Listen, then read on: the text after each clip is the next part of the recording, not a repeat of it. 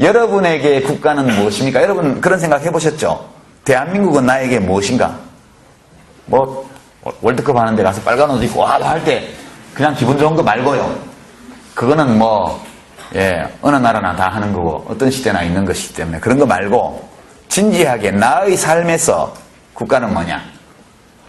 내가 국가에게 바라는 것은 무엇인가? 또는 뭐 케네디 대통령인가 누가 말을 했죠, 미국에서.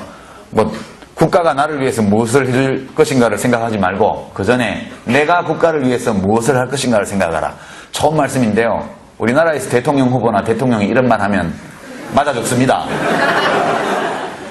그죠? 현직 대통령이 이런 말 하면 금방지다 그런 얘기가 나올 겁니다. 그러나 우리나라에서는 되게 외국계 유명한 사람이 한 말은 거의 무비판적으로 받아들여지는 경향이 있기 때문에 저도 오해를 피하기 위해서 종종 외국인의 말을 인용하곤 합니다. 국가가 나에게 무엇인가? 나는 우리나라가 어떤 나라이기를 바라는가? 이제 이런 문제들입니다. 여러분 한 번쯤은 다 고민해 보셨을 문제들인데요. 이거는 정말 수천 년 동안 또는 수백 년 동안 수천 년에 걸쳐서 사람들이 고민했던 문제입니다. 아리스토텔레스, 플라톤, 소크라테스, 맹자, 공자의 시대, 중국의 춘추전국 시대, 고대 그리스의 공화정 시대부터 시작해서 오늘날에 이르기까지 적어도 기록으로 남아있는 것만으로도 3000년 이상 긴 세월 동안 사람들이 고민해왔던 문제입니다. 그래서 이제 국가란 뭐냐라고 말할 때 되게 이것도 세 가지로 압축할 수 있습니다. 지금까지 나온 대답을. 첫 번째가 여러분 다 아는 얘기입니다. 토마스 홉스라는 철학자가 있습니다. 알죠? 사회계약론. 내용은 안 읽어봤어도 시험 치기 위해서 1600 몇 년에 나온 리바이어란이라는 책 들으셨을 겁니다. 이 홉스라는 사람이 아마 국가에 대해서 가장 노골적인 정직한 있는 그대로의 견해를 표명한 최초의 인물 아닐까 저는 그렇게 생각합니다. 소위 이 홉스의 사회계약론에 따르면 국가는 하나의 인격체와 같습니다. 하나의 생명체이죠.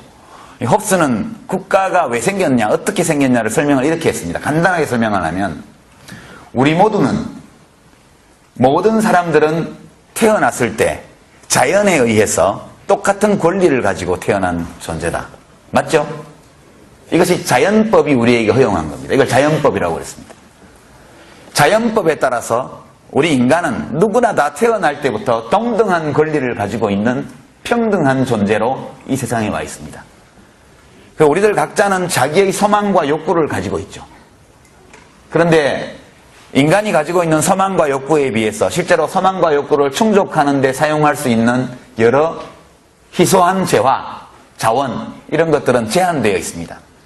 그러면 동일한 권리와 욕망을 가지고 있고 자기의 욕망을 추구하기 위해서 자기의 힘을 행사할 수 있는 권리를 자연법에 따라서 가지고 있는 모든 사람들이 그와 같은 방식으로 행동할 때 개인들 사이에 경쟁이 발생하는 것은 불가피하다. 그리고 그 경쟁에서 자기가 가진 모든 힘을 아낌없이 사용할 권리가 누구에게나 있다. 이렇게 가정해보죠. 인간 사회가 어떻게 되겠습니까? 이게 이제 소위 만인에 대해서 늑대와 같은 투쟁을 하는 자연 상태가 됩니다. 근데 인간은 원래 자유롭고 또 자유롭게 행복을 추구하려고 하는 존재로 태어났죠. 누구도 안전하게 안심하고 살 수 없고 누구도 방해받지 않고 자기의 행복을 추구할 수 없습니다. 이런 상태에서는. 그래서 이런 자연 상태에서 벗어나기 위한 유일한 길이 국가를 만드는 것이다. 공동의 권력을 세우는 것이다. 이런 얘기입니다. 그래서 그 순간 국가가 탄생한 거다. 이때 가상적으로 사람들이 계약을 맺은 것으로 생각합니다. 어떤 계약? 나의 생존과 나의 욕망 충족을 위해서 자연이 나에게 부여한 힘을, 권리를 무제한적으로 행사할 그런 자유를 일제히 모든 사람이 똑같이 포기하고 그 대신 하나의 공동체 안에서 모든 사람이 제각기 누리는 범위의 자유를 나도 똑같이 누리는 선에서 만족하는 것. 그 외에는 이 자연 상태에서 벗어날 길이 없다는 거예요. 그래서 이때 맺은 계약을 신약이라고 합니다. 컨트랙트라는 계약이 아니고 보통의 계약이 아니고 커버넌트라고 말하는 신약, 믿을 신자의 약속 약자입니다. 이 신약이라는 것은 특이한 계약인데요. 원래 계약을 하면 계약의 두 당사자가 동시에 권리를 주고받죠. 현금을 주고 닌텐도를 사고. 그렇죠? 신용카드로 결제를 하더라도 마찬가지죠. 근데 이 신약은 계약의 한 당사자는 즉각 계약을 이행하고 자기 권리를 양도하는 겁니다. 국가에.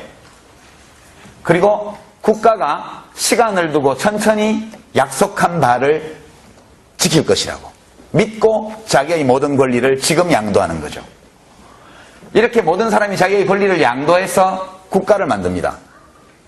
그러면 이 국가는 시간을 두고 천천히 그 사람이 살아가는 동안 뭘 제공해 주느냐?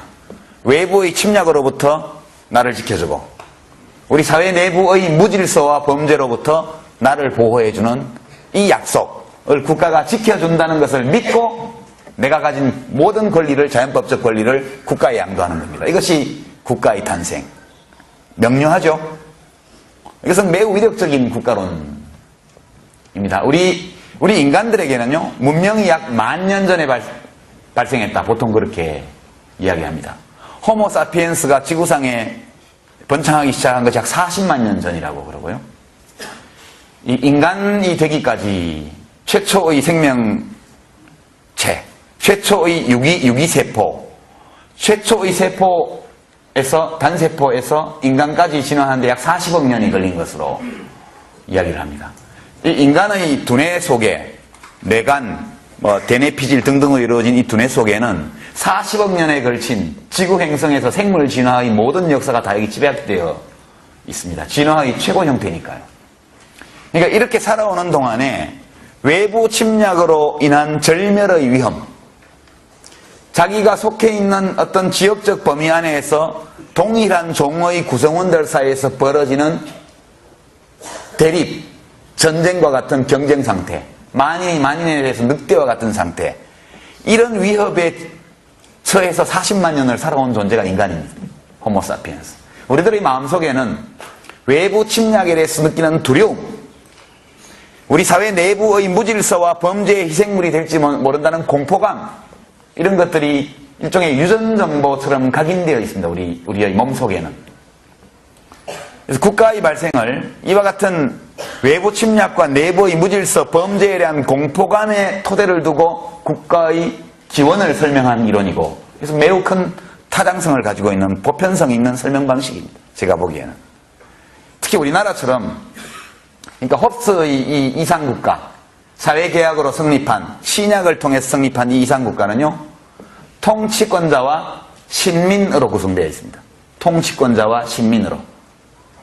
모든 권력은 이 통치권자가 다 가집니다. 이 통치권자가 외부 침략으로부터 그리고 사회 내부의 무질서와 범죄로부터 신민들을 지켜준다는 약속을 지키는 한, 이 통치권자가 어떤 짓을 하더라도 신민들은 통치권자를 바꿀 수 없고 정부 형태를 변경할 수 없고 저항해서도 안 됩니다. 홉스가 꿈꾼 국가는 이와 같은 국가입니다. 이 사람이 이런 꿈을 꾼 데는 그 당시의 시대적 배경이 있지만 그건 생략하고요. 이것은 매우 단순하게 구성되어 있는 국가입니다. 이것은 주권재민, 또 인민주권 사상이 뿌리내리기 전 단계에서 국가의 기원을 설명한 유력한 이론이고, 옛날 이론이 아닙니다. 지금 우리 대한민국처럼요, 이 이론이 잘 들어맞는 나라가 없습니다. 우리 대한민국은요, 일제의 압제 아래 식민지로 떨어졌다가 해방되자마자 몇 년간에 걸쳐서 엄청난 혼란을 겪습니다. 좌우 대립, 이념 대립뿐만 아니라 수많은 사회적 갈등, 부패, 범죄, 이런 것들이 횡행하는 미분정하의 약 3년의 해방 공간의 혼란을 경험합니다. 그리고 여순 반란 사건, 대구 폭동 등등의 이른바 이데올로기 또는 계급주의와 관련되어 있는 대규모의 무장투쟁을 경험했고요. 그리고 분단을 경험하고 그 뒤에 남북 간 사이에 약 3년에 걸쳐서 수백만 명이 사망하고 죽는, 다치는 대규모의 유혈 내전을 경험한 나라입니다. 이것을 일종의 군안 공동체라고 말할 수 있죠. 대한민국은 어떤 난리로부터 우리를 지키기 위한 공동체. 그러니까 대한민국만큼 홉스의 이론이 딱 들어맞는 나라도 달리 흔치는 않은 것 같습니다. 우리 대한민국 국민 중에 상당히 많은 사람들의 마음속에 뿌리를 내리고 있는 국가 이론입니다. 이 이론에 따르면 대통령은 곧 나라님이고 왕이에요. 대통령에 대들면 안 됩니다. 그리고 국민은 국가가 시키는 대로 해야 돼요. 정부가 뭔가 미심쩍은 일이라도 정부가 발표를 하면 무조건 믿어야지. 걷다 대고 배가 왜 가라앉았냐, 다른 이유가 있는 게 아니냐, 이런 얘기를 하면 그때 바로 돌아오는 것이 비국민, 어느 나라 국민이냐, 이런 얘기가 바로 돌아오게 되어 있습니다.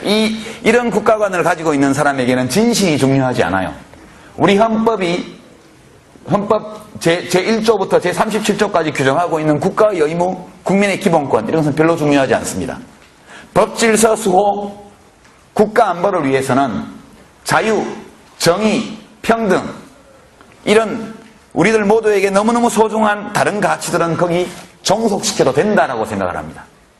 그래서 국가보안법을 없애면 절대 안 된다는 거죠. 표현의 자유, 사상 양심의 자유보다는 국가 안보가 더 중요하다는 겁니다.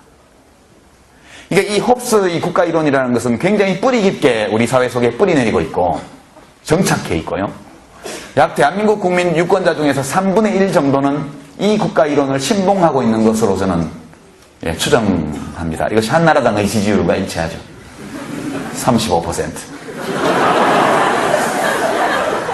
이명박 대통령의 이 최저 지지율과도 거의 일치하는, 여론조사에서 40%, 45% 나오지만 거품을 좀 빼고 나면 대개 30 내지 35%의 유권자들이 이런 국가 이론을 마음속에 담고 있습니다. 그러니까 이런 분들은 대개 누가 조금 진보적인 얘기를 하면 좌빨이지, 좌익빨갱이. 그러니까 북한과 관련되어 있거나 외부에서 온 불순 세력의 지령을 받거나 이렇게 생각하는 겁니다. 제가 몇 년 전에 대구에서 국회의원 선거 나간 적이 있었는데, 제가 그 동아백화점이라고 유명한 백화점인데 그 앞에서 유세를 한참 하고 있는데 횡단보도에 지나가던 아주머니 세 분이 저 빨갱이 왔다, 빨갱이, 그렇게 얘기하는 것을 듣고 저희 선거운동원이 쫓아가가지고 끝까지 사과를 받았다고 저한테 무용담을 얘기를 하던데, 그런 겁니다. 이 국가 이론이 굉장히 뿌리 깊게 우리나라에는 존재하고 있습니다. 매우 유력한 국가 이론이고, 이것이 보수의 국가론입니다. 원래 보수의 있고, 이것이 이념 보수입니다. 이념 보수. 보수의 두 번째 국가론이 있는데요. 이것은 아담 스미스라는 유명한 경제학자 이래 하이에크라든가 칼 포퍼 같은 유명한 철학자에 이르기까지, 그러니까 고전적 자유주의자에서 21세기의 신자유주의에 이르기까지 자유주의 진영을 관통하는 국가 이론인데요. 이것은 이른바 최소 국가론입니다. 최소 국가론. 이 홉스류의 전체주의 국가 이론이 미치는 폐해가 너무 컸고, 실제로 이런 이론에 근거를 두고 성립했던 절대주의 국가, 절대주의 왕권 국가의 폐해가 너무 심했기 때문에 이 18세기 이후에 철학자들, 경제학자들, 사상가들이 다른 국가 이론을 내놓습니다.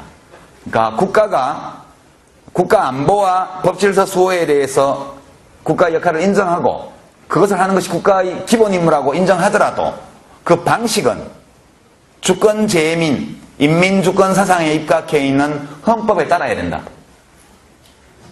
그리고 그런 국민의 기본권을 제한하기 위해서는, 어떤 좋은 목표를 위해서 제한하더라도 제한하기 위해서는 법률이 필요하다.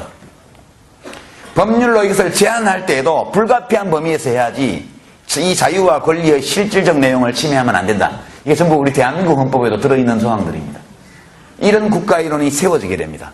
법치국가, 법으로 국민을 다스리는 것이 아니고 법이 다스리게 하는 겁니다. 법 앞에서는 만인이 평등하다. 대통령도 수상도 장관도 아무리 돈이 많은 사람도 법 앞에서는 다 똑같다. 누구나 법을 지켜야 된다. 이것이 법치의 개념입니다. 그리고 경제활동을 하는 데서 국가가 자의적인 간섭을 하지 마라. 내버려두면 제일 잘 된다. 이게 자유방임론. 그러니까 국가는 국가안보와 내부의 범죄에서 국민들의 생명과 재산과 안전을 지켜주는 일로 자기의 역할을 국한하고 그 밖으로 나가지 말라는 겁니다. 나가지 말라. 이것이 이른바 야경국가론, 극단적인 형태가. 국가는 뭐냐? 국가는 밤에 도둑놈이 강도가 설치지 못하게 호루라기 불면서 밤에 치안 유지만 하면 된다. 그 외에는 국가의 역할이 없다. 이런 극단적인 이론인데요. 이것이 원래 등장할 때는 진보의 국가론이었습니다. 그 당시에는 이게 진보였죠.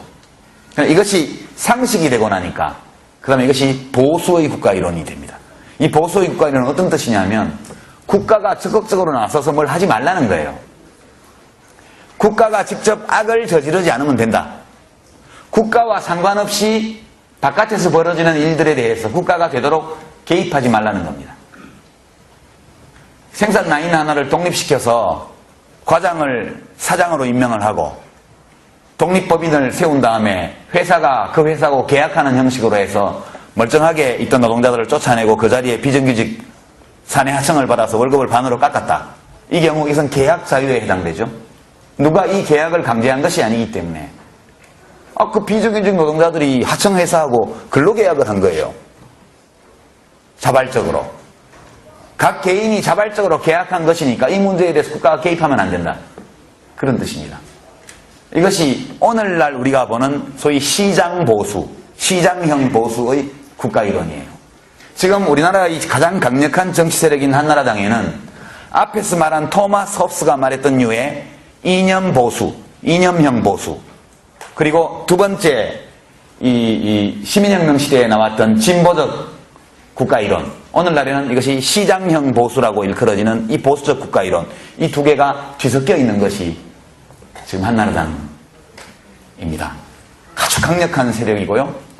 이 세력이 대한민국을 60년간 지배해왔습니다. 지난 97년부터 2007년까지 딱 10년을 제외하고 그 10년 동안은 정조대왕 이후 200몇십 년 만에 처음으로 개혁 세력이 권력을 잡았던 시기.